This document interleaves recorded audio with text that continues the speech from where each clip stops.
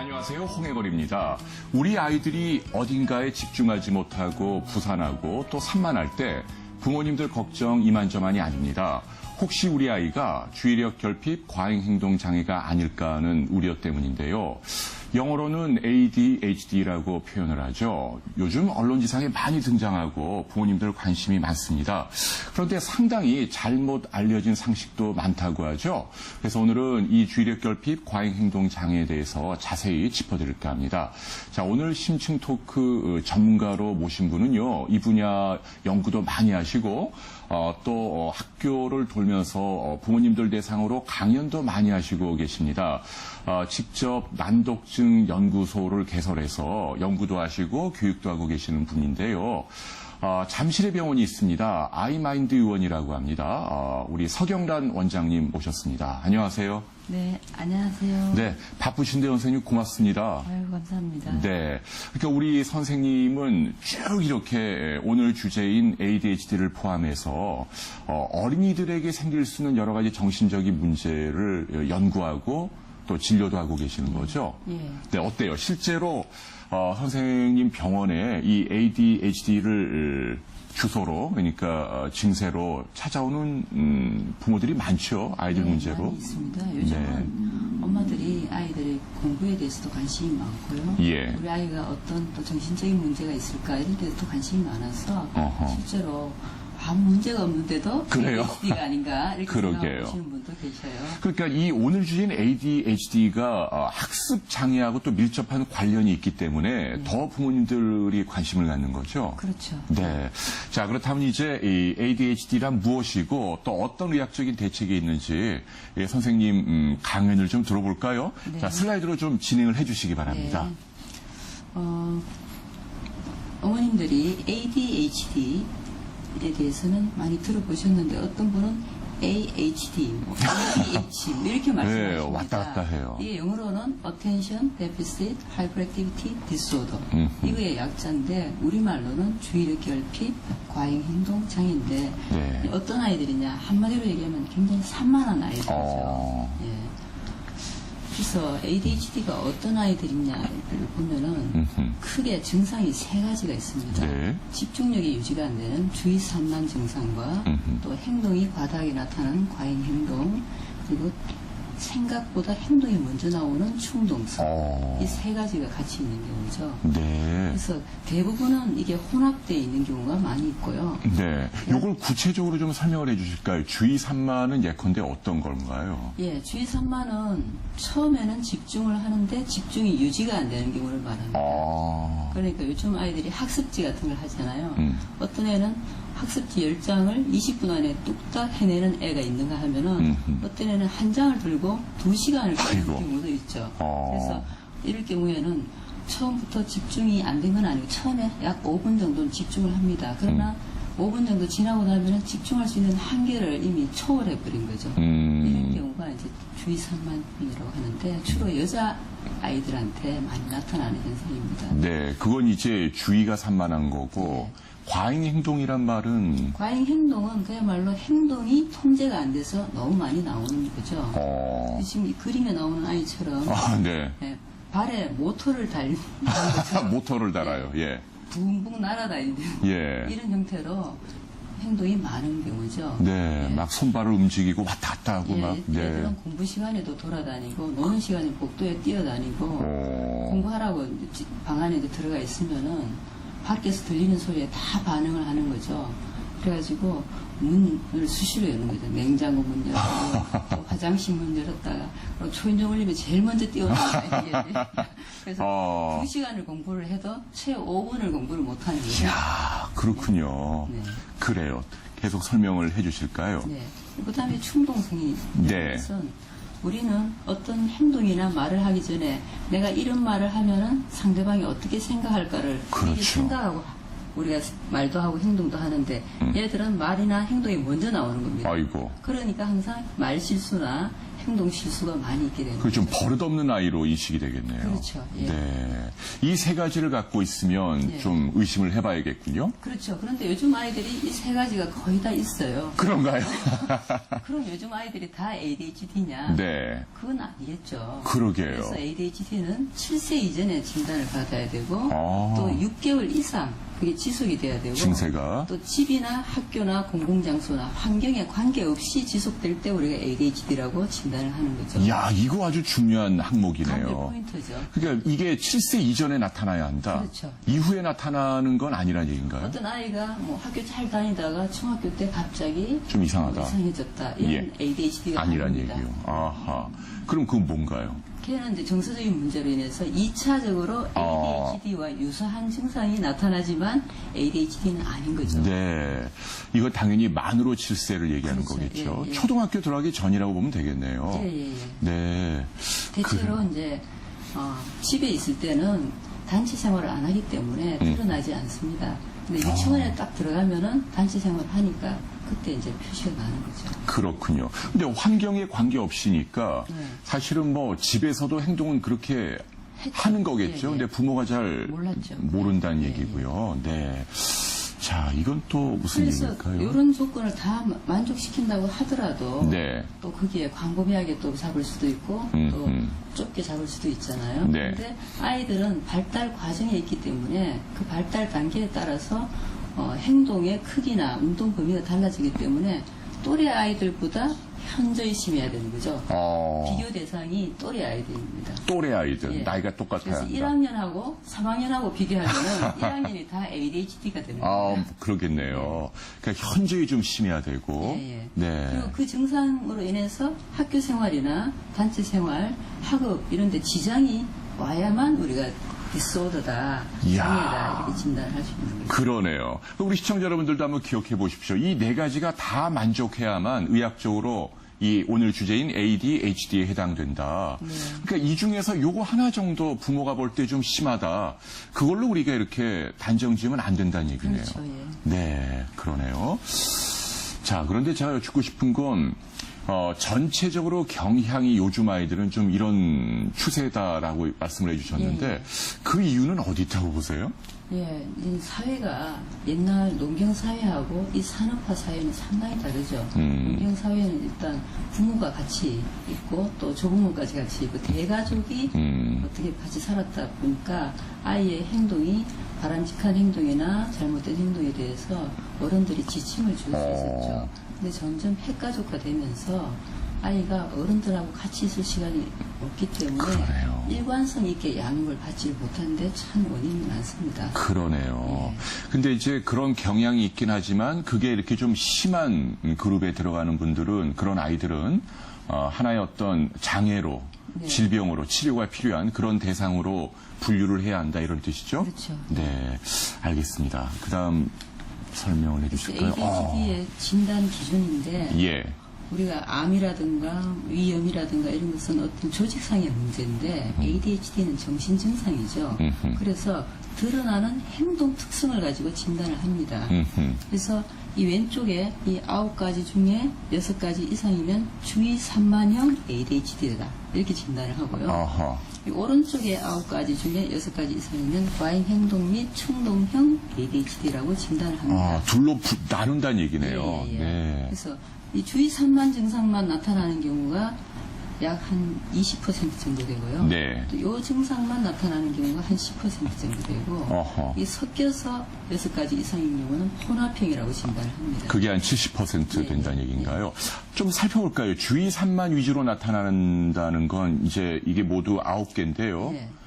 부주의로 실수를 잘한다. 집중을 유지를 못한다. 경청을 못하고 과제를 끝까지 못하고 공부 숙제를 싫어한다. 네. 계획대로 못하고 물건을 자주 잃어버리는 것도 여기에 들어가나 보죠. 그렇죠. 물건을 자주 잃어버리는 것도 내 물건이 어디에 있고 그걸 어떻게 내가 챙겨야 되고 이런 게 집중력이 필요한 거거든요. 그게 유지가 안 되니까 자주 잃어버리는 거죠. 이 과제를 끝까지 못한다. 선생님 보시면 주로 몇 분 동안 버티나요? 불과 한 5분도 못 버티나요? 심한 그렇죠. 아이들은? 이제 아이 나이에 따라서 요 정도는 집중을 해야 된다고 해서 초등학교에 학습 시간이 정해져 있는 거거든요. 그렇겠죠. 초등학생은 40분 내지 45분은 집중을 할 수 있어야 되는 거죠. 근데 그걸 채 따라가지 못하는 예. 거네요. 우리 시청자 여러분들도 우리 자녀가 말이죠. 이 9가지 가운데 6가지 이상 해당이 되는지 한번 따져볼 필요가 있다는 얘기네요. 예. 그러면은 ADHD에 해당이 된다는 얘기예요. 예. 자, 이 오른쪽에 과잉 행동도 보면 말이죠. 막 이렇게 뛰거나 기어오르는 애도 있습니까? 초등학생인데. 예, 병원에 와서도 이 소파에 뛰어 올라서 부르는 아이들도 있습니다. 이게 재밌네요. 질문이 끝나기 전에 대답을 한다는 얘기네요. 예, 생각하기 전에 대답을 하는 거죠. 충동성이죠. 마지막 세 개는 충동성을 나타내는 것입니다. 그렇죠. 마지막 3개. 네. 질문이 끝나기 전에 대답한다. 차례를 못 기다리고 다른 사람 활동을 방해한다. 그러면 이제 이거는 충동을 보는 거고 유의 6개는 이제 과잉 행동을 보는 거네요. 네. 자, 이 중에서 또 6가지 이상 해당되는지 따져봐야 한다라는 얘기네요.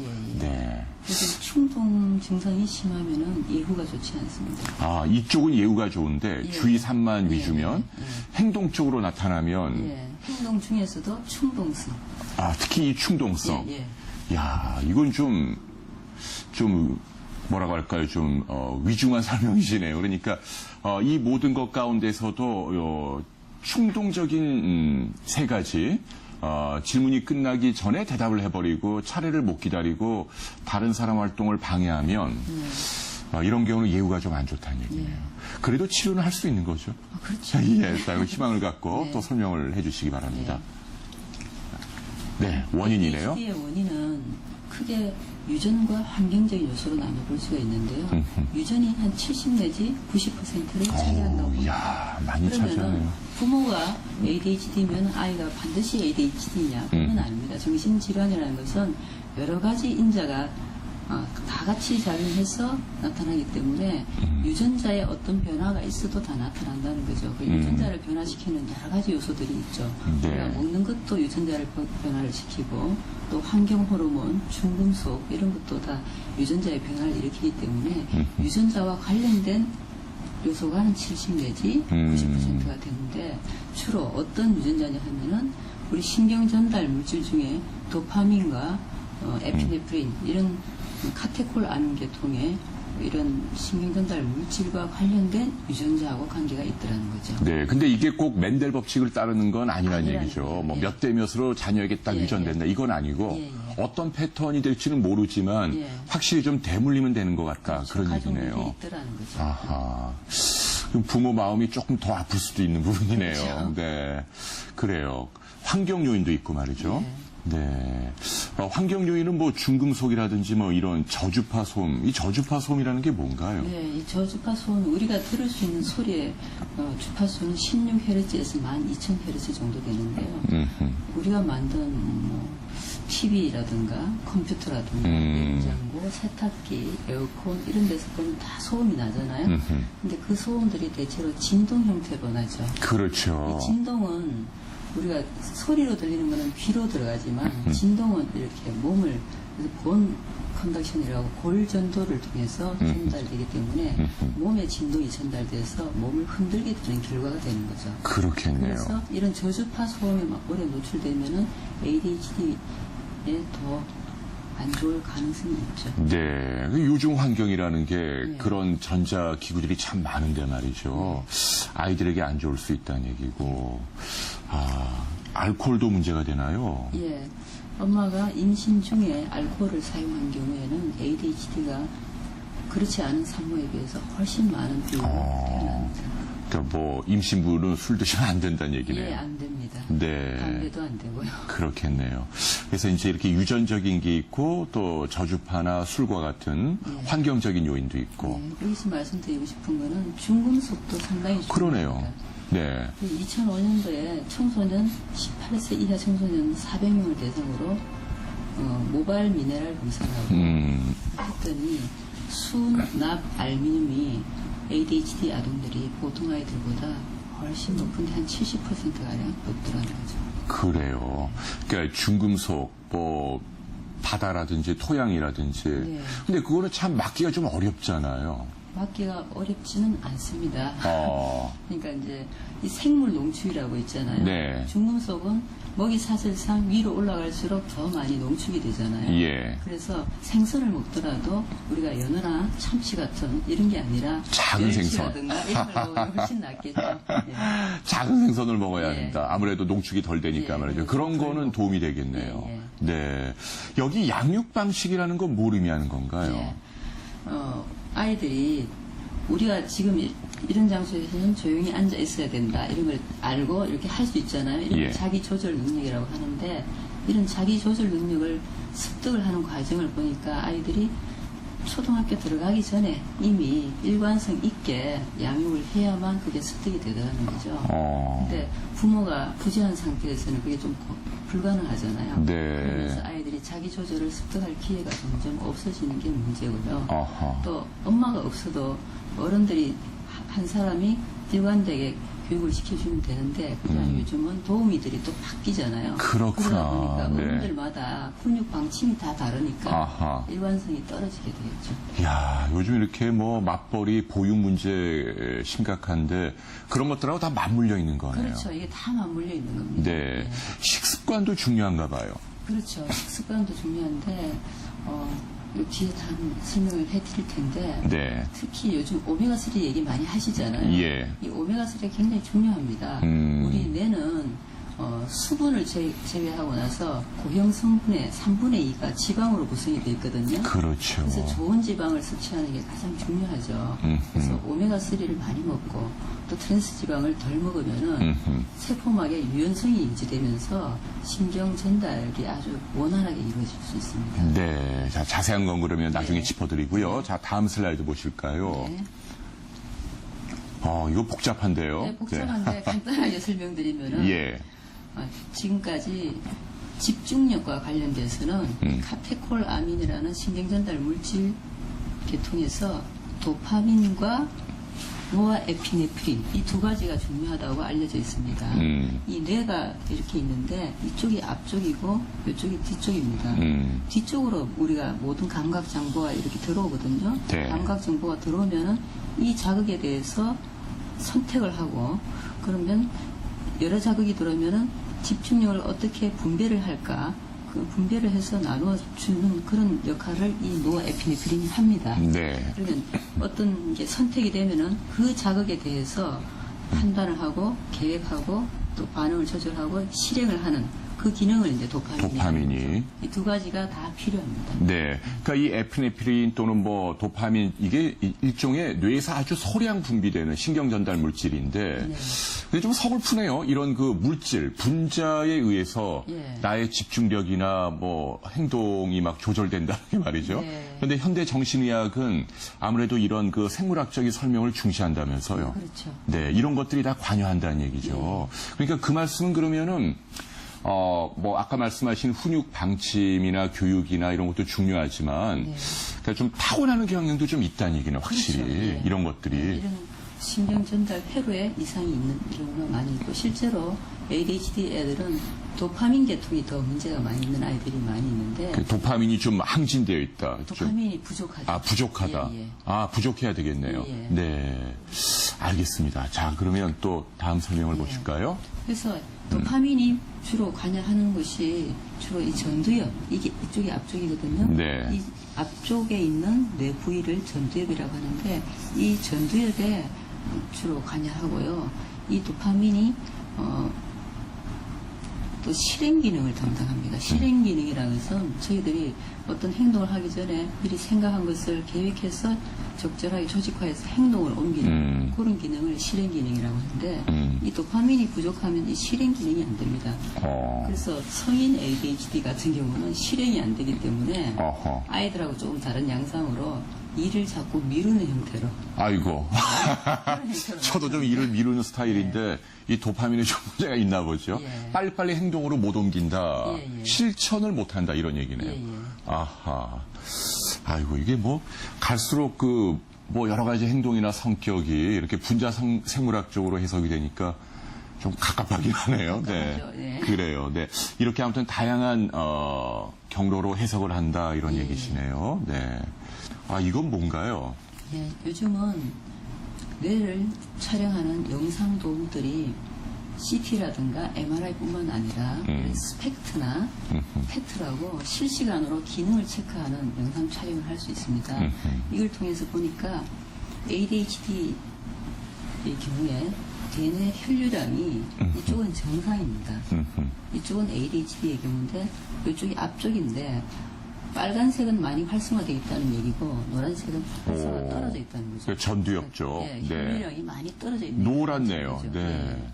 아, 이게 확실히 이렇게 혈류량에서도 차이가 있네요. 예, 차이가 납니다. 아. 그럼 혈류를 타고 전달되는 포도당 대사도 정상적인 사람과 ADHD인데 파란색은 훨씬 많이 떨어져 있는 걸 나타냅니다. 포도당 대사율도 떨어져 있죠.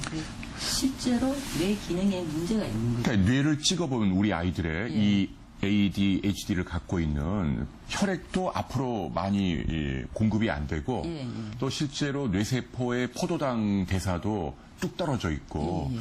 그렇다는 얘기네요. 예. 근데 특히 우리 뇌는, 뇌세포는 전체 무게가 1.4kg밖에 안 되는데요. 우리 몸무게 한 2% 정도 되죠. 그런데 우리가 쓰는 모든 포도당의 20%를 다 씁니다. 뇌에서. 와, 그리고 엄청나네. 뇌는 포도당과 단백질, 지방 중에 포도당만 에너지원으로 쓰기 때문에 포도당이 부족할 경우에 가장 치명적인 손상을 입는 것이 바로 뇌라고 할 수가 있습니다. 그러니까 우리가 행동을 절제하고 판단하고 신중해지는 건 사실은 이 뇌가 열심히 일을 하기 때문에 그런 거네요. 네. 피가 또 포도당이 몰려가서 막 이렇게 일을 하고 있는 거고 이 ADHD는 겉으로 드러나는 것은 막 행동이 거친데 이 뇌는 이렇게 다운돼 있다는 얘기네요. 실제로 뇌파를 촬영해 보면은 애가 굉장히 활동적이니까 각성되어 있을 것 같은데요. 그렇죠. 그래서 각성될 때 나오는 베타파 어허. 이게 활성화되어 있을 것 같은데 사실은 졸리는 상태인 세타파가 활성화되어 있습니다. 이야, 그게 역설이네요. 네. 뇌가 이렇게 기능을 안 하고 축 처져 있으니까 예. 우리 행동은 거칠게 나타나는 예, 거네요. 통합이 안 되는 거죠. 전두엽이라는 것이 우리 뇌에서 가장 중요한 부위인데 우리 뇌 모든 부위를 통제해 주는 역할을 하는 것이 전두엽인데 전두엽의 기능이 망가져 있기 때문에 행동이 통제가 안 돼서 나타나는데 남들이 볼 때는 굉장히 각성되어 있는 상태로 보일 수가 있죠. 네, 정말 신기하네요. 다음 슬라이드도 볼까요? 근데 이런 ADHD 증상을 보인다고 해서 다 ADHD가 아니라는 게 이제 문제죠. 그래서 우리 아이가 ADHD 같을 때 반드시 의학적으로, 정신과적으로 공부를 하시고 또 심리학적으로 같이 공부하신 분한테 진단을 받을 필요가 있습니다. 그래야죠. 그렇지 네. 않을 경우에는 이 ADHD를 단순히 심리적인 문제로만 치부해가지고 논리치료라든가 이런 심리치료만 한다고 좋아지는 건 아닙니다. 그렇겠네요. 네. 그럼 어떤 것들하고 감별을 해야 하나요? 몇 개만 짚어주실까요? 이런 아이가 불안해도 ADHD처럼 나타나고요. 아이들 중에 드물지만 조증도 있습니다. 예. 이렇게 붕 떠 예, 있는. 그런 아이들도 ADHD하고 비슷하게 나타날 수가 있죠. 그런 아이들은 이런 증상이 좋아지면 다시 집중할 수 있다는 게 차이죠. 네. 그 지능과도 관련이 있고. 네, 지능이 너무 낮은 아이들은 수업 내용이 이해가 안 되니까 딴 거에 관심을 가지게 되잖아요. 네. 그러다 보니까 산만하게 보이고 또 지능이 너무 높은 아이들은 수업 내용이 재미없으니까 또 산만하게 보입니다. 그런 네. 아이들은 수업 내용이 어려워지면 다시 집중합니다. 그렇겠네요. 예. 그리고 뭐 언어 발달 장애도 있고, 예. 뭐 인격 장애도 있고, 다 이런 것들을 구별을 해줘야 한다. 전문가가 그렇죠. 예, 그런 예. 얘기네요. 네. 그래서 감별 포인트 아까 똑같은 얘기네요. 예, 예. 7살 이전 6개월 이상 증세가 지속되고 환경과 상관없이. 그리고 지능 검사를 반드시 해야 한다는 얘기네요. 예, 지능 검사를 해보면은 ADHD 아이들은 산수라든가 기호 쓰기라든가 이런 집중력이 많이 요구되는 분야가 점수가 떨어져 있습니다. 확실히 그렇군요. 네. 알겠습니다. 이런 걸 감별을 해주시기 바라고요. 자, 또 다음 슬라이드를 볼까요? 이제 치료네요. 네. 이게 정말 중요한 건데 말이죠. 예, 예. 이건 이제 전체적으로 치료가 어떤 건지 숲을 한번 보여주는 슬라이드네요. 예, 예. 네. 어떤 것들이 있나요? 약물 치료가 있고요.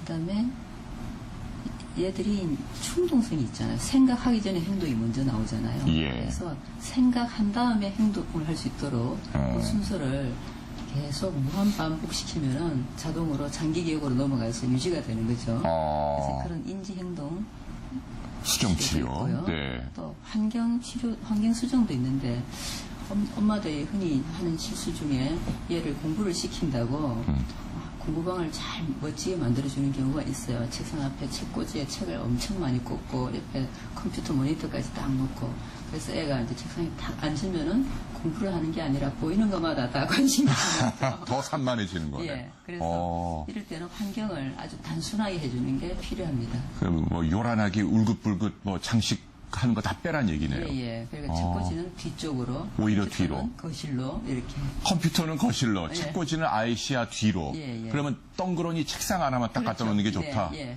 네, 알겠습니다. 그렇게 해주고요. 네. 또 얘들은 집중력이 부족하기 때문에 학습 지도도 좀 관심 있게 해주셔야 됩니다.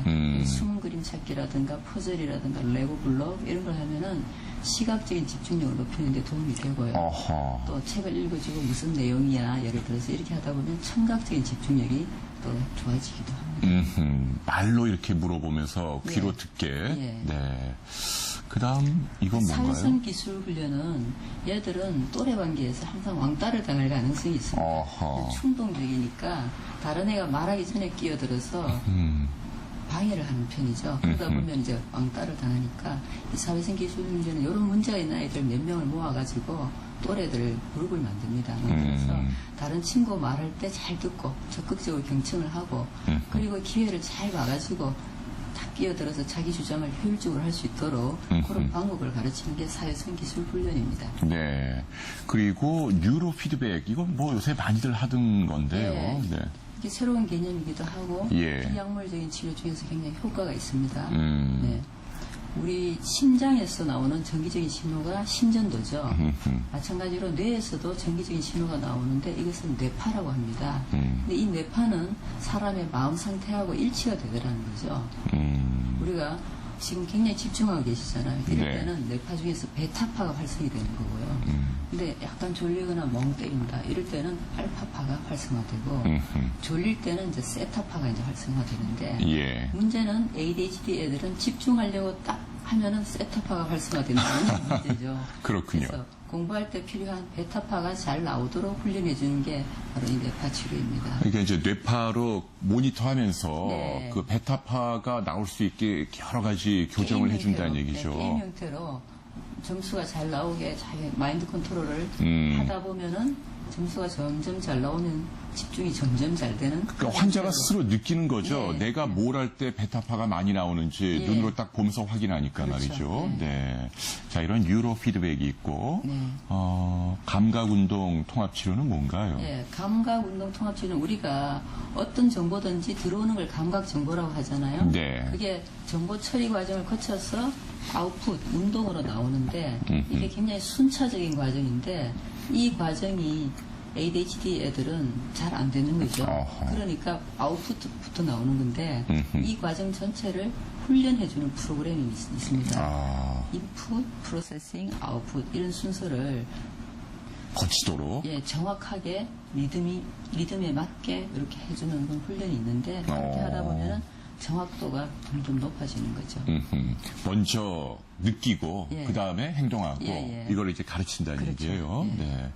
그리고 놀이 치료나 가족 치료, 두뇌 영양 치료라는 건 또 뭔가요? 이 개념도. 이건 제가 만든 말인데 아, 그렇군요. 영양치료죠. 아하. 영양치료인데 두뇌에 좋은 영양치료.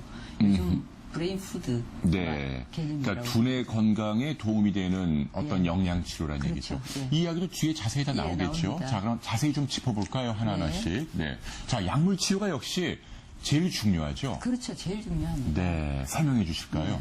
ADHD로 진단을 받고 약물 치료를 하면은 한 달 내에 한 70% 정도는 효과가 있습니다. 그만큼 강력한 치료죠. 네.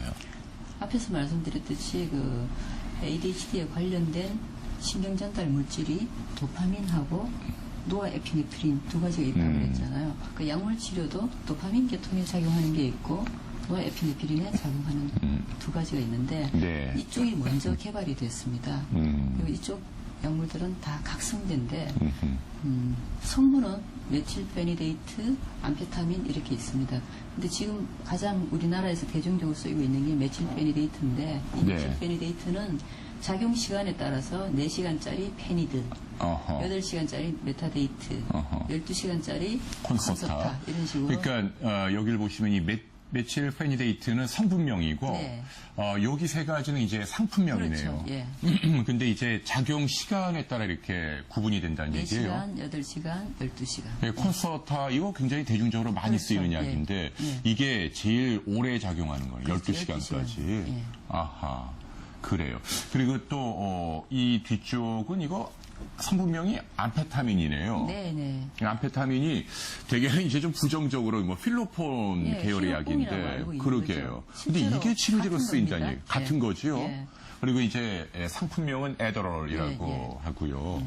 이런 것들이 이 ADHD를 갖고 있는 어린이들에겐 약물로 도움이 된다는 얘기죠. 그렇죠. 도파민이 네. 부족한 상태인데 이 약물을 쓰면 도파민이 보충이 되는 거죠. 그러네요. 한 달 이내에 70%가 도움이 된다는 예, 예. 얘기인가요? 부작용도 좀 있겠죠? 예, 이 각성제이기 때문에 잠이 잘 안 온다거나 또 히로뽕 쓰는 사람들도 보면 밥을 안 먹잖아요. 그렇죠. 애들이 급식을 안 한다거나 또 작용 시간이 끝나면은 반동작용이라고 그전에 나타난 증상이 또 나타난다는 게 문제가 되죠. 그 옛날에 그 리탈린이라는 약도 많이 썼잖아요. 예. 그건 어디에 들어가는 약인가요? 리탈린이 바로 이쪽입니다. 메틸페니데이트. 상품명이죠, 리탈린도. 네, 근데 현재는 우리나라에서는 이런 세 가지 약제를 많이 예, 쓴다는 예, 얘기인가요? 이 각각 어느 때 쓰는 건가요? 작용 시간이 짧은 4시간짜리 예. 페니드는 4시간짜리는 언제 쓰죠, 주로? 초등학교 저학년들. 저학년 때. 네, 학교에서 수업이 한 4-5시간 정도밖에 안 되니까 코로나19를 그때만. 쓰고 네. 수업이 한 6시간, 7시간 정도 되면은 메타데이트를 쓰고요. 네. 고등학생 정도 되면은 콘서트를 쓰고 12시간 오래 가는, 네. 그 학년에 따라 이렇게 예. 처방을 하시는군요. 네. 그리고 또 하나의 약이 이제 이거는 스트라테라. 최근에 네. 이제 개발된 스트라테라인데 이 각성제들이 갖고 있는 부작용을 개선한 약입니다. 그렇죠. 그래서 부작용도 좀 적고 남용될 가능성도 별로 없고 이런 장점이 있지만 또 약효가 드라마틱하게 나타나지는 않습니다. 이 스트라테라라는 게 이제 최근에 각광받고 있는 새로운 기전의 치료제인데 부작용은 줄어들어서 좋은데 효능은 조금 떨어진다는 예, 얘기네요. 애매하다고들 합니다. 네. 결국 어떤 약을 선택적으로 환자에게 처방할지는 선생님처럼 전문가의 몫이네요. 그렇죠. 그렇죠. 예, 예. 그런데 문제는 이 약물이 정말 중요한 치료인데 요즘은 이제 일부긴 합니다만은 병의원에서 또는 부모님들이 많이들 좀 요구하는 경향이 있다 그러더라고요. ADHD가 아닌데 네. 단순히 우리 아이들의 공부를 좀 잘하게 하기 위해서 왜냐하면 이런 약들이 집중을 돕고 뭘 이렇게 좀 막 컨디션이 쭉 좋아지니까 잠도 안 오고 말이죠. 예, 예. 학습 능률이 올라가는 건 사실이잖아요. 네, 네. 그래서 은연중에 이 약을 좀 처방을 해달라고 오는 분들도 있다고 들었고 남모용이 좀 되는 경향이 있잖아요. 네, 있습니다. 그거 어떻게 보세요, 선생님 보시기에는? 그래서 제가 볼 때는 제가 이제 그런 아이들을 경험을 했는데 제가 뭐 그런 처방을 한 건 아닌데 다른 데서 혹시 약을 구해서 먹다가 이제 혹시 여기서도 처방이 가능하냐 이렇게 오는 경우가 있어요. 그러게요. 근데 저는 처방을 안 하는데 그 원칙은 안 하는 게 옳은 거죠? 그렇죠. 안 하면 안 되죠. 일반인들이 이런 각성제를 먹게 되면은 반드시 습관성이 생기고 의존성이 생기죠. 흔히 말해서 이제 그 마약을 드시는 분들이 하이 로우라 그러잖아요. 네. 하이 올라갔다. 떴다가 안 먹으면 가라앉는단 말이죠. 가라앉으면 다시 먹어야 된다는 거죠. 그러니까 그만큼 의존성이 생기게 되는 거죠. 근데 제가 치료하는 ADHD 아이들은 이 약을 먹으라 그래도 안 먹으려 그래요. 안 먹으려고 그래요? 얘들은 습관성이 안 생깁니다. 그러니까 실제로 병이 있는 어린이들은 예. 중독이 안 된다는 얘기네요. 그렇죠. 예. 똑같네요. 마약하고. 예컨대 아주 심하게 말기암 환자들 아플 때 그때 이제 마약 진통제는 뭐 보통 먹는 용량의 뭐 100배까지 예, 예. 써도 중독이 안 된다면서요. 그렇죠. 예. 그거하고 똑같은 이치네요. 같은 이치죠. 예. 그런데 실제로 외신을 보면 뭐 미국이나 일본이나 뭐 영국 선진국도 마찬가지고요. 그 공부 스트레스에 시달리는 아이들이 말씀하신 이 뭐 에드럴이나 뭐 이 스트라테라나 처방을 받아가지고 복용을 하고 성적이 올라가고 그러니까 그 다음 시험에도 또 먹게 되고 그런 부작용이 굉장히 심하다고 그러던데요. 예, 심합니다. 우리나라에도 그런 애들이 꽤 있는 걸로 저는 알고 있습니다. 그런데 전문가로서 절대로 그렇게 하면 안 된다는 얘기신가요? 예, 그렇죠. 그 실제로 지금 가져오지는 않았는데 두뇌 영상 촬영을 해보면은 보통 때 어떤 뇌 상태와 이 각성제를 먹고 난 뒤에 뇌 영상 촬영을 해보면은 상당히 기능들이 떨어져 있습니다. 그런 경우가. 그러니까 우리 시청자 여러분들께 다시 한번 강조합니다. 일시적으로 성적을 높이기 위해서 아이가 힘들다고 이런 약물의 도움을 받는 것은 아이 건강에 정말 해로울 수 있다. 그렇죠. 실제로 저도 뭐 논문을 찾아보니까 뭐 이런 약제들, 뭐 에드럴이나 뭐 이런 약제들은 뭐 말씀하신 그 병이 아닌 어린이가 먹게 될 때는 뭐 심장병으로 뭐 죽을 수도 있다. 뭐 이런 뭐 논문도 나와 있더라고요. 네, 여러분들 각별히 참고하시고요. 자, 약물 치료와 관련해서 또 당부하실 말씀 있으신가요? 네, 약물 치료는 대개 그럼 이 약들은 언제까지 먹어야 되나요? 네, 대개 이제 한 1년 정도는 보고요. 네. 아이들은 또 방학이라는 게 있잖아요.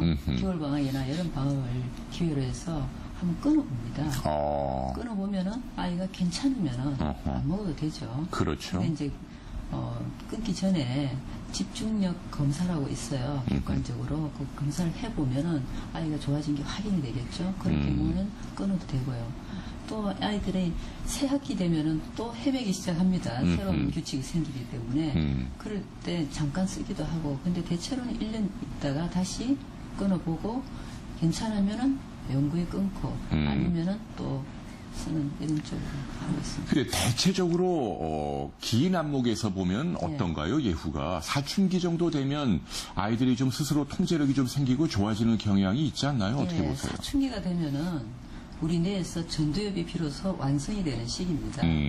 우리 뇌 각 부위가 발달이 되지만 전두엽이 가장 늦게 발달이 되는데 그게 18세쯤이거든요. 그래서 그때 이제 성인식을 하는 이유도 그런데 그렇군요. 이 전두엽이 완성이 되면은 뇌의 각 부위를 통제할 능력이 생기기 때문에 아이들이 상당히 많이 좋아집니다. 그래서 초등학교 때 ADHD로 진단을 받은 아이들 중에 청소년기까지 지속되는 경우는 한 70%고요. 성인기까지는 한 50%밖에 지속이 안 되죠. 그래도 선생님 좀 50%는 절반은 성인이 돼도 좀 그 기운이 남아있다는 얘기인데 그렇죠. 예. 그건 좀 갑갑한 얘기인데요. 그러면 네. 어떻게 합니까? 성인들의 경우에도 남아있다면 경우에 이제 아이들만큼 심하진 않겠죠 그래도? 그리고 심각합니다.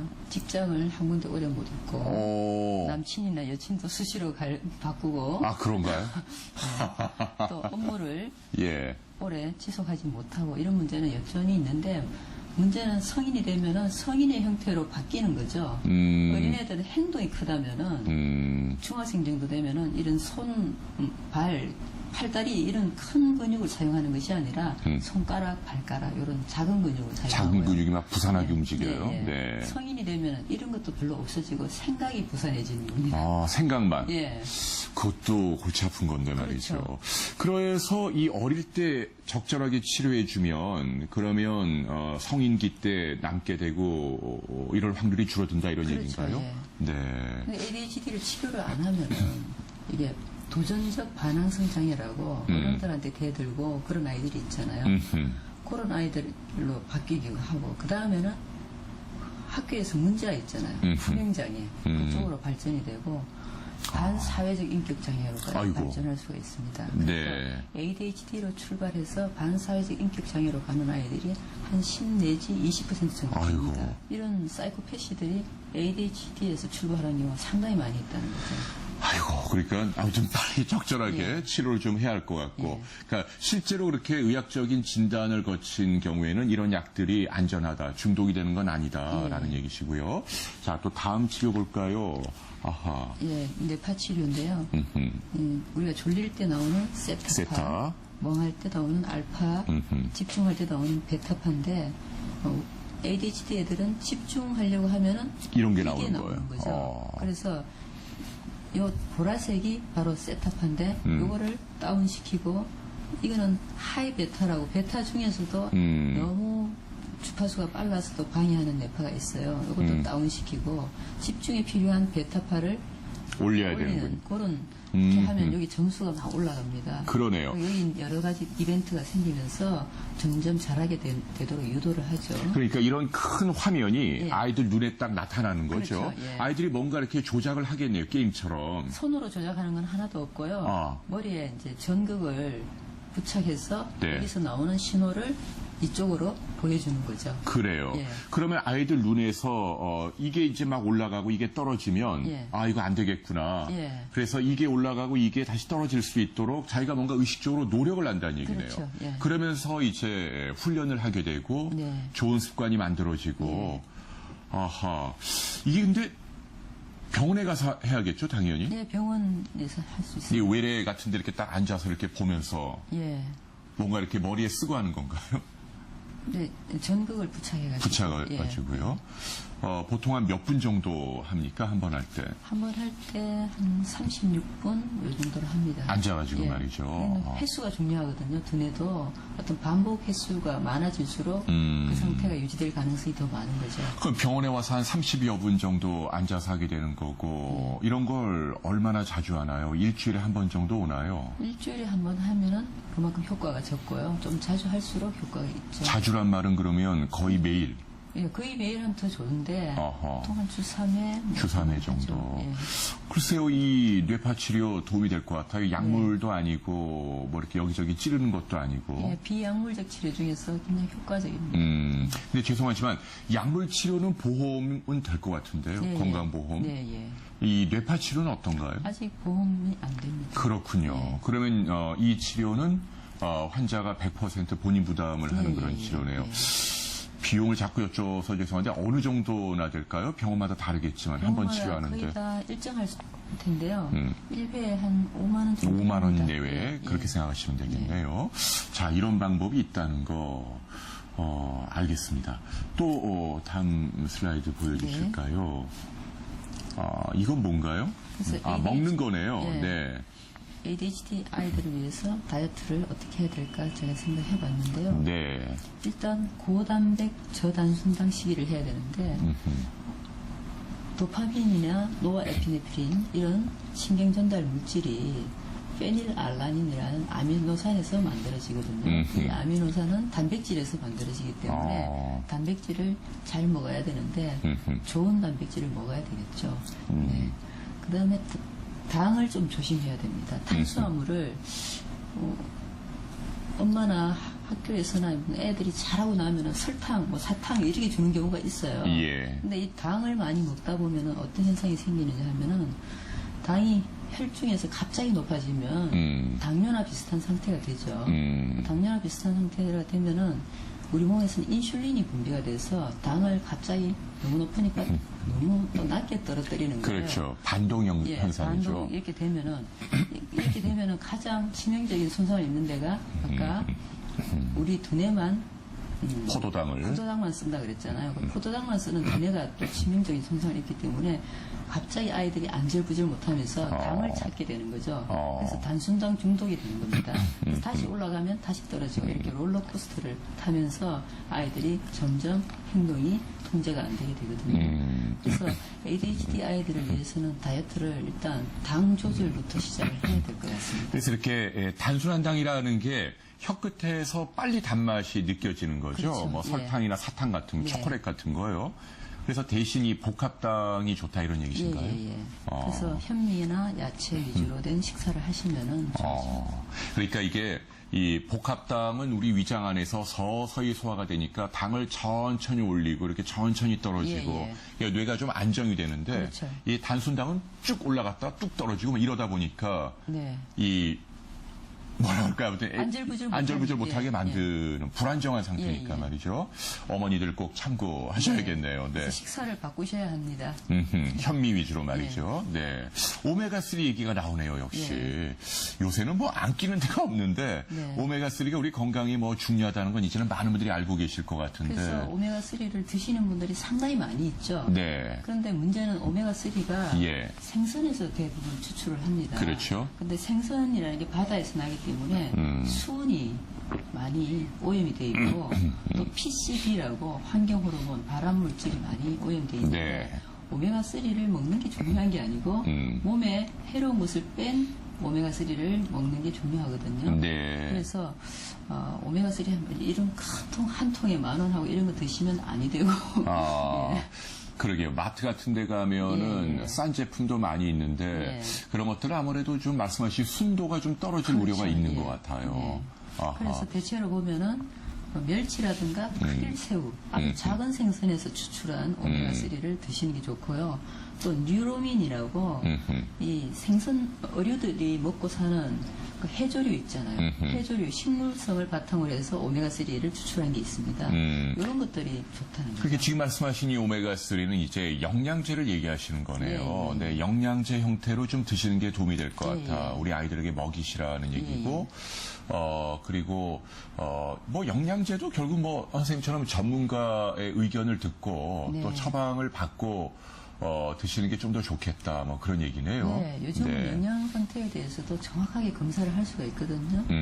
여기는 보시면은 모발로 중금속 검사를 한 거예요. 얘는 ADHD 아이였는데 수은, 납, 알미늄인데 납, 알미늄이 굉장히 높은 상태였죠. 그러니까 머리카락을 뽑아가지고 하는 검사죠. 근데 이제 얘를 한 6개월 동안 영양 치료를 하고 나서 보니까 이렇게 중금속이 줄어든 양상으로 이 모발 검사는 이제 한동안 또 많이 했고 지금도 이제 많은 병원에서 하고 있는데 실제로 그 사람의 영양이나 중금속 상태를 객관적으로 평가하기 위한 목적으로 많이 하잖아요. 또 치료가 잘 됐는지 여부를 확인하기 위해서도. 그런데 이게 또 일부 환자에 따라서는 이게 뭐라고 할까요? 검사의 정확도라 그럴까요? 이게 이렇게 좀 안정적이지 못하고 좀 들쭉날쭉하다라는 비판도 일부 있던데 선생님 어떻게 생각하세요? 그래서 이제 이 모발 검사는 각각의 수치가 의미하는 것보다 전체적인 경향을 중요하게 생각합니다. 시간을 두고 쭉 관찰하는 그게 중요하다 이런 얘기를 봐야 되는데 여기 보면은 중금속은 좀 많은 쪽으로 나타났고 우리 몸에 필요한 미네랄은 다 부족한 쪽으로 있잖아요. 그럼 뭔가 미네랄을 보충해줘야 되고 중금속은 빼줘야 된다. 이런 정도로 이해하는 게 좋지. 각각의 개별 구리가 얼마 나왔다, 뭐가 나왔다 이런 것에 신경 쓰는 건 의미가 없다고 보는 거고 전체적으로 큰 트렌드를 보는 의미는 있다 이런 얘기시네요. 그래서 아무튼 오메가3 우리 아이들에게 좀 근데 이거 사실은 식품으로 먹이는 게 더 좋긴 한데 그렇죠? 생선으로 말이죠. 씨앗이라든가 견과류 이런 걸 많이 먹이는 게 좋죠. 근데 아이들이 이제 그 싫어하고 그러면 이렇게 알약의 형태로라도 주는 게 필요하다 이런 얘기시고요. 이건 아무튼 학문적으로는 어느 정도 좀 검증이 된 그런 부분이라고 생각을 하네요. 자, 그 다음에 또 이제 이런 것들 피해야 한다는 얘기네요. 그렇죠. 인공적으로 첨가한 이런 것들은 좀 피해야 되고. 그리고 커피나 역시 담배 이런 건 절대 안 되고 말이죠. 자, 단순당을 줄이고 복합당, 단백질 중요하고 오메가3 많이 먹자. 이렇게 생각하시면 될 것 같습니다. 그렇죠. 자, 또 다음 슬라이드를 보실까요? 오해가 있어. 이거 좀 짚어주시죠. ADHD에 대해서 어른들이 많이 오해하는 게 애들이 다 그렇다는 거예요. 근데 사실은 다 그런 게 아니고 5 내지 10% 아이들만 그런 거거든요. 전체 또래 집단의 5 내지 10%만. 우리 옛날 뭐 할머니 할아버지들은 그 나이 다 그래. 뭐 내버려둬 이렇게 얘기하는데. 그래서 또래 집단하고 비교했을 때 ADHD들은 좀 심한 편이다 이렇게 보셔야 되는 거죠. 그냥 내버려두면 안 된다는 얘기예요.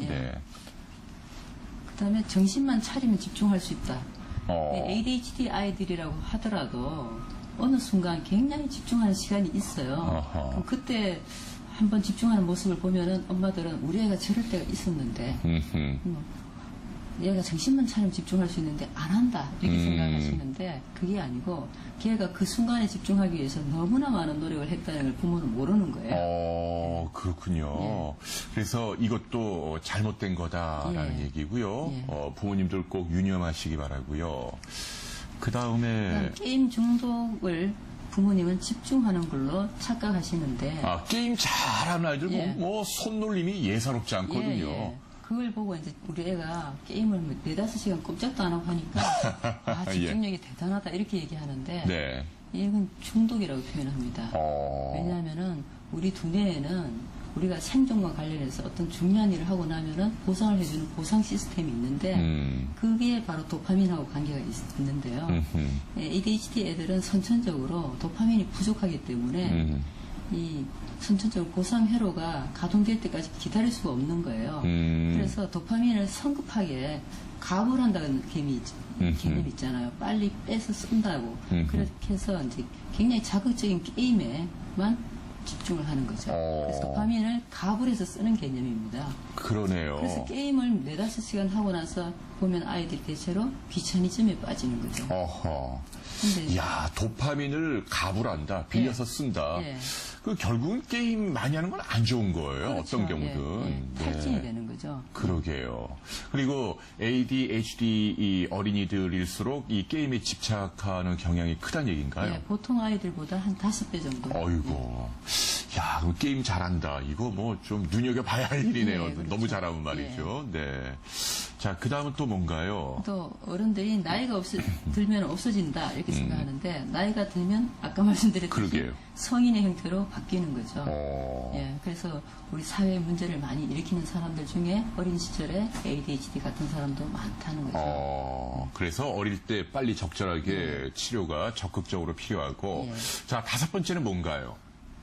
공부를 얘가 안 한다 이렇게 생각하시는 분이 많은데 공부를 잘하려면은 두뇌가 전두엽 기능이 좋아가지고 또 각성이 제대로 유지가 되고 그래서 체계적으로 공부를 할 수 있는 두뇌 기능이 돼야 되는 거죠. 그렇죠. 두뇌 기능이 안 된 상태니까 얘를 공부를 안 하는 게 아니라 못하는 상태라고 봐요.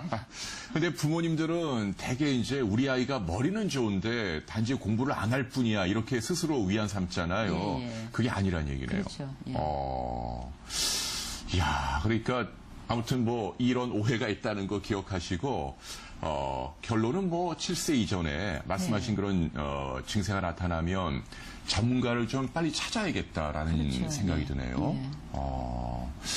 그래요. 다음 슬라이드는 또 뭐가 있나요? 이게 마지막 슬라이드죠? 아닌가요?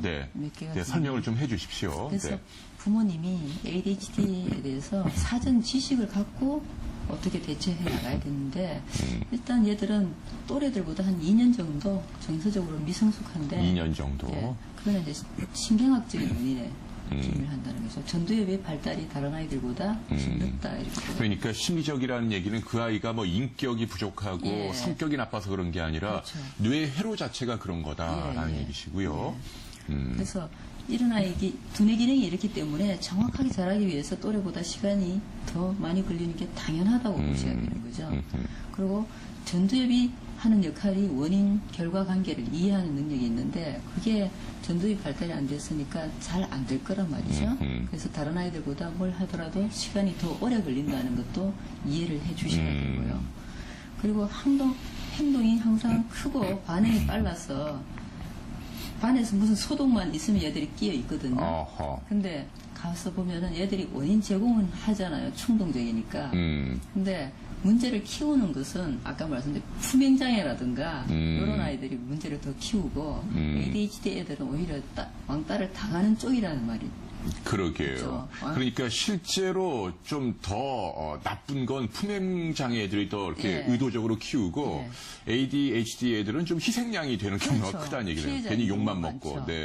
근데 이제 선생님들은 원인 제공을 했으니까 얘를 이제 가해자로 보는 경우가 야단치고 많이 말이죠. 있고 그러다 보니까 얘들은 항상 억울하다는 말을 또 입에 달고 다녀요. 그런 경향이 있다는 거 참고하시고요.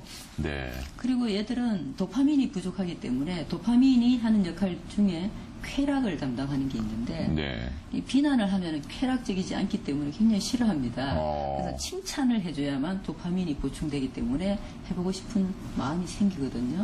그래서 칭찬을 위주로 해서 행동 수정을 해줘야 됩니다. 아, 혼내기보다 칭찬을 많이 해줘라. 네. 조금이라도 좋아지면 말이죠. 네. 또 어떤 것을 잘하고 못하는 건 의도적인 게 아니고 얘가 신경학적으로 이렇게 생겨서 자기도 모르게 그렇게 되는 것이다. 이렇게 이해를 해주셔야지 용서도 되잖아요.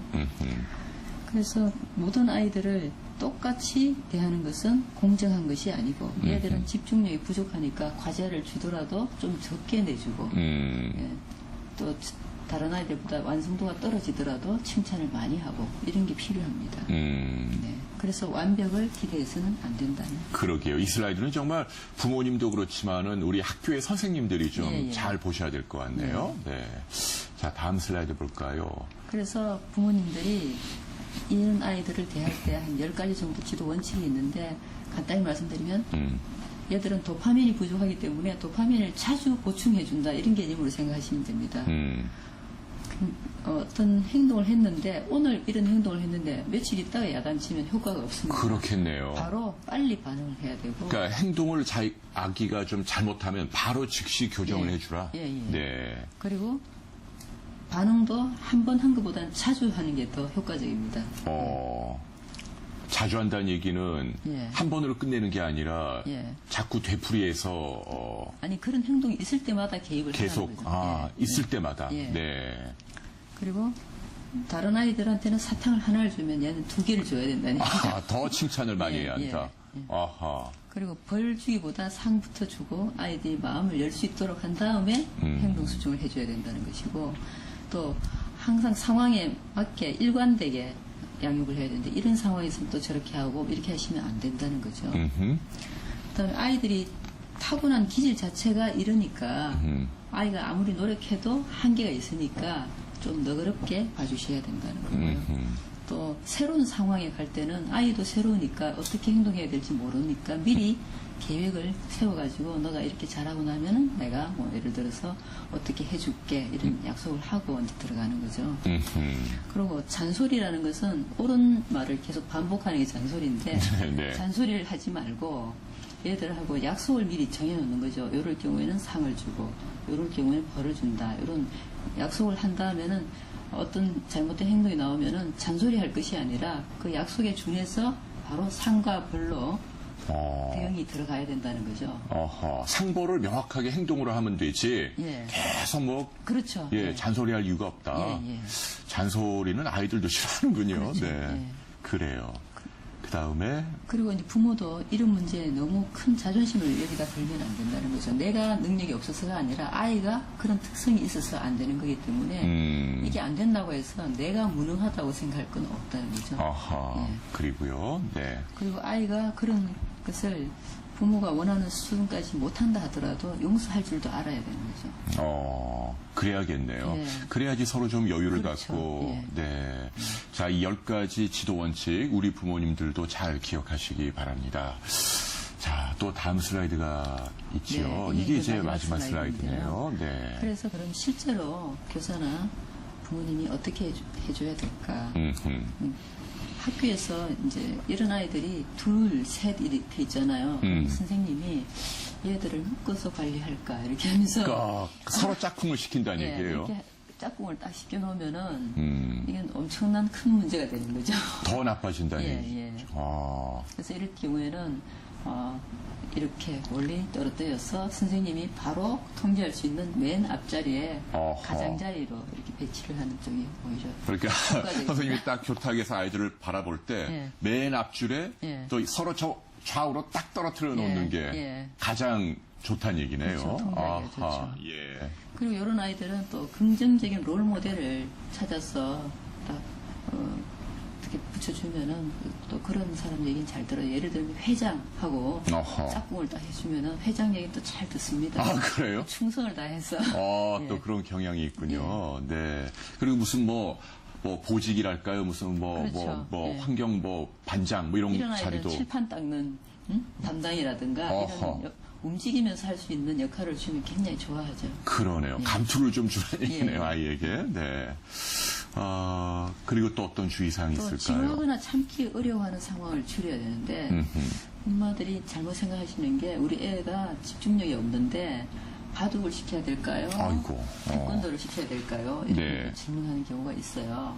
근데 마이클 펠프스도 ADHD인가 아시죠? 그 유명한 수영 선수. 네. 그래요? 네, 마이클 펠프스가 ADHD인데 그 병원에서 약물 치료하고 운동 치료를 권유를 받고 운동의 일환으로 이제 수영을 하게 된 거예요. 그런데 수영에 다행히 재주가 있어가지고 또 연습 블레이기도 하고 해서 나중에 이제 올림픽 14관왕이 그럼요. 됐잖아요. 엄청난 선수죠. ADHD를 네. 이렇게 키울 수도 있는가 하면은 또 그렇지도 않은 거죠.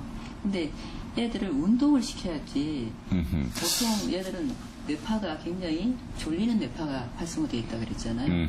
그런데 이 운동은 각성시키는 데 도움이 되기 때문에 운동을 시키면은 이 많은 에너지를 적절하게 소비하고 각성하는 데 오히려 도움이 되는 거죠. 선생님 의견은 이제 뭐 바둑이나 이런 거보다는 예. 몸을 움직이는 운동이 더 좋겠다. 네. 예술 쪽은 어떤가요? 음악이나 미술 쪽은? 그쪽은 애들이 워낙 이 ADHD 아이들이 좀 다른 얘기인데요. 좌뇌보다 우뇌가 많이 발달돼 있어서 예. 예체능적으로 재주가 있는 아이들이 많이 있어요. 예. 그래서 이걸 시키면 굉장히 즐거워합니다. 어. 그래서 즐거워하면 도파민이 나오겠죠. 그래서 네. 도파민이 나올 수 있는 쪽으로 시키면은 애들이 좋아하고 열심히 하고 그걸 잘하기 위해서 공부까지 하게 되는 그런 결과가 또 생깁니다. 그러네요. 그러니까 뭐 음악, 미술, 체육 이런 걸 좀 많이 권유해달라는 얘기고 그렇죠, 예. 지루해하고 힘든 뭐 바둑 두고 뭐 이런 거 억지로 시키지 말라는 그렇죠. 얘기고요. 근데 이제 재미있는 것도 해야 되고 살려면 재미없는 것도 해야 되잖아요. 그러면 재미있는 걸 먼저 시키고 거기에서 동기가 생기면 그 동기를 가지고 재미없는 것도 할 수 있도록 그렇게 가야 예, 합니다. 예. 순서가 말이죠. 네. 게임은 역시 이 모든 자녀들의 그 공통적인 우리 관심사인데요. 선생님 어떻게 통제를 해야 할까요? 전혀 못하게 해야 할까요? 지금은 사회 트렌드가 컴퓨터를 안 하면 또 안 되고 예. 게임이라든가 유머 감각이 없으면 또 사회생활 하기 힘들기 때문에 하긴 해야 되는데 문제는 어떤 노출 시간이 나이가 들면 들수록 점점 더 길어지기 때문에 가급적이면 노출 시간을 좀 짜게 시작하시는 게 좋지 않을까 싶습니다. 네. 그렇군요. 네, 오늘 ADHD에 대해서 자세히 살펴봤는데요. 저희 스튜디오에 새로운 손님 한 분이 나오셔가지고요. 저희 방송을 쭉 지켜보셨는데 잠깐 소개를 해드릴까 합니다. 한양대병원 가정의학과 3년차시죠. 우리 심지현 선생님 나오셨네요. 안녕하세요. 네, 안녕하세요. 네. 어떠셨어요? 쭉 보셨는데 소감이? 네, 우선 오늘 좋은 강의 해주셔서 너무 감사드리고요. 저는 아직 이제 뭐 이렇게 기혼이긴 하지만 아이가 없어서 이렇게 제가 몸소 이렇게 느껴보지는 못했지만 그래도 이제 워낙에 이슈가 되고 있는 그런 주제이기 때문에 제가 관심을 갖고 강의를 잘 들었습니다. 네. 그래서 조금 제가 여쭤보고 싶은 사항은 이제 ADHD 같은 경우에 이제 앞서 말씀해 주셨지만 이제 두 가지로 분류가 된다고 그 주의 산만형이랑 그다음에 그 과잉행동이랑 충동장애형이 있다고 말씀하셨는데 아무래도 과잉행동이 있는 그런 ADHD보다는 주의 산만형 ADHD 같은 경우는 조금 발견이 이제 좀 늦어지지 않을까 이런 생각이 들었고요. 이런 이제 ADHD를 치료함에 있어서 이제 일찍 발견하고 치료할수록 애유가 좀 더 좋을 수 있다고 말씀을 하셨는데 그러면 진단은 7세 이전이지만 이전일 때 이제 진단을 가능하다고 하셨는데 몇 세부터 좀 주의를 가지고 있는지 좀 보면 좋은지 좀 궁금합니다. 네, 일찍 발견하는 게 중요한데 그러려면 몇 세부터 또 부모님들이 무엇을 눈여겨봐야 할지 좀 짚어주실까요? 어떤 분은 뱃속에서부터 다르다 그래요. 뱃속에서부터요? 그런가요? 발로 막 차고 막 그러나요?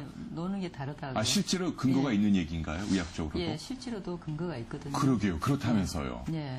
그래서 사실은 좀 더 일찍부터 관심을 가지면은 알 수가 있는데 적어도 아이들이 걷기 시작하고 뛰기 시작하고 자기 몸을 스스로 컨트롤할 수 있는 능력이 다 생긴 그때 이후에는 다른 아이들하고 비교해서 활동량이 유난히 많은지 관찰해서 보실 필요가 있을 것 같습니다. 그러네요.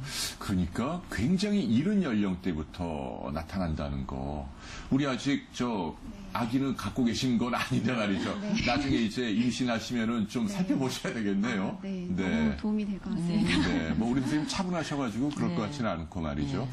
그래요. 오늘 쭉 이렇게 ADHD 살펴봤는데요. 마지막으로 전문가로서 당부하실 말씀 있으면 부탁드릴게요. 네.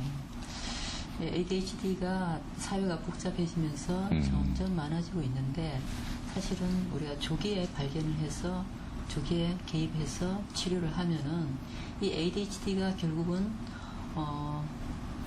성인이 되면은 아주 심각한 경우에는 뭐 사이코패스라든가 이런 쪽으로도 발전하고 있기 때문에 이런 심각한 질환을 우리가 미리 예방할 수 있을 것이라고 생각합니다.